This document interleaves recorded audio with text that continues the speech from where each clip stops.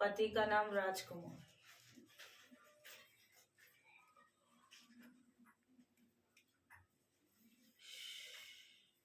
नाम कलीराम।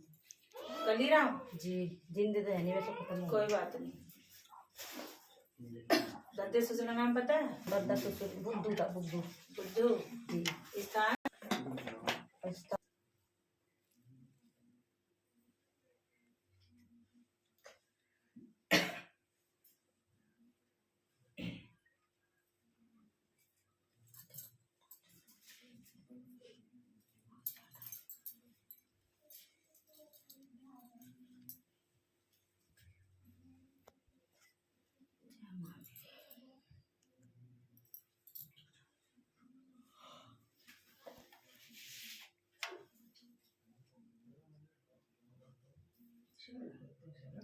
बाबू, परिवार में कोई लड़की भी मरी हुई है?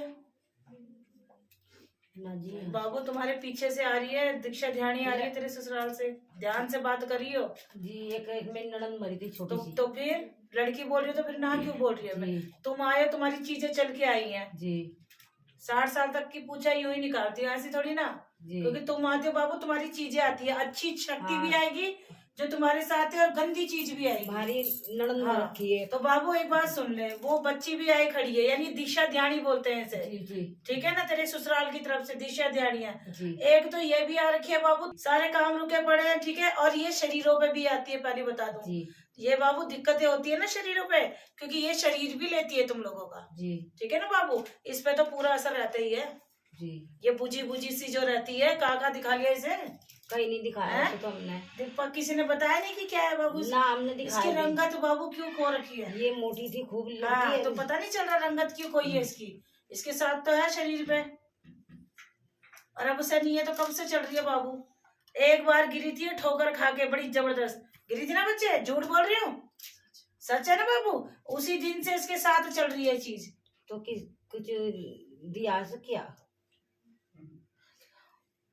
बाबू? ये परिवार की है और ये भटक रही है। जब भटकती है तो ये क्या, ये चीजें मरने के बाद तो अपनी नहीं है ना बाबू, तो तभी तो इसका शरीर पकड़ लिया। अब इसका शरीर पकड़ा है, झटके से इसे घेरा, उस दिन से इसके सिर है। इसे बाबू सुस्ती अलग रहती है ना, भूख। खाना नहीं पूछेगी तो खाना भी नहीं मांगती, ऐसी होता है ना बाबू। और आगे चल के बाबू रिश्तों में भी तो अड़चन है जी। आगे कुछ ना कुछ तुम बात कहीं लगाओगे ना, रिश्ते भी बनने में दिक्कतें होती है। बोलती रहे तो फिर डरती भी नहीं, तो कहाँ से डरेगी बाबू? चीज है, इसकी आंखें बोल रही है, इसके साथ चीज खड़ी है, मुझसे कुछ छुपता थोड़ी ना जी। तो इस चीज को कटवा ले, और ऐसे में तुम्हारे रास्ते भी रुक रहे हैं, इन बच्चों के भी रास्ते रुक रहे हैं ना बाबू। काम नहीं बनते, मरने से बची है। हाँ, इसीलिए बोल रही हूँ कि संकट बन के चल रही है ना ये चीज, तो पूरी गाड़ी खत्म कर दी। हाँ जी। ठीक है, और ये घेरती भी इसे दिवाली के आसे पास है तो इसे बीमारी कर देती है। इसका जो आगे का है 2 साल बाद तो ज्यादा बड़ा झटका दिखा रखा है इसका, लेकिन इस चीज को कटवाओ घर से, ठीक है।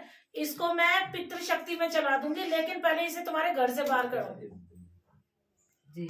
ठीक है ना चीज है बाबू, क्योंकि मरने के बाद तो कोई अपना नहीं।